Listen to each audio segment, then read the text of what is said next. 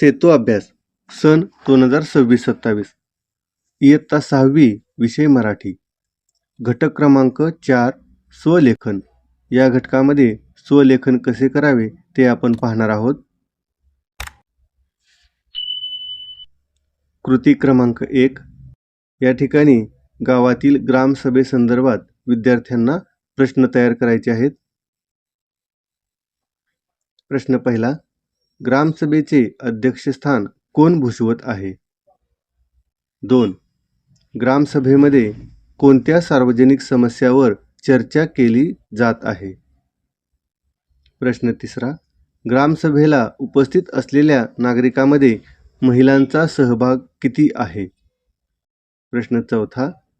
गावातील पाणी टंचाईच्या प्रश्नावर काय उपाययोजना सुचवल्या आहेत? अशा प्रकारे विविध प्रश्न आपल्याला तयार करायचे आहेत. 5. या ग्रामसभेत मंजूर करण्यात आलेल्या ठरावांची अंमलबजावणी कधीपासून सुरू होईल?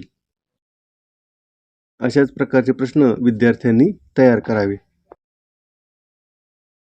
स्वलेखन या घटकातील दुसरी कृती आहे. तुला आवडणाऱ्या सणाविषयी तुझ्या मित्र किंवा मैत्रिणीसोबत चर्चा कर व प्रश्न तयार कर. या ठिकाणी सण घेतलेला आहे दिवाळी. प्रश्न पहिला. तुला दिवाळीचा सण का आवडतो? 2. दिवाळीत तुम्ही घरी कोणते पदार्थ बनवता? विद्यार्थ्यांनी त्यांच्या आवडीनुसार सण घ्यायचा आहे. 3. या दिवाळीत तू नवीन कपडे कधी घेणार आहेस? 4.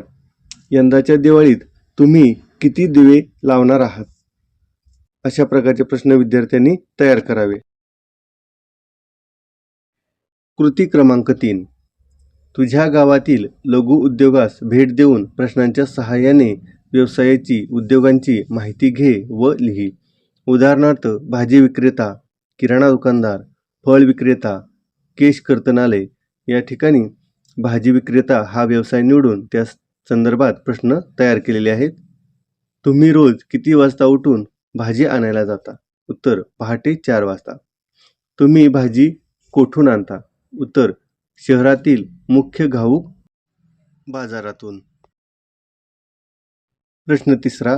भाजीची विक्री करण्यासाठी तुम्ही किती वेळ दुकानात जागेवर थांबता? उत्तर सकाळी 7 ते रात्री 8 वाजेपर्यंत. प्रश्न चौथा. भाजी व्यवसायात तुम्हाला कोणती मुख्य अडचण येते? उत्तर भाजी लवकर सुकणे किंवा खराब होणे. त्यानंतर प्रश्न 5. तुम्हाला हा व्यवसाय करायला आवडते का?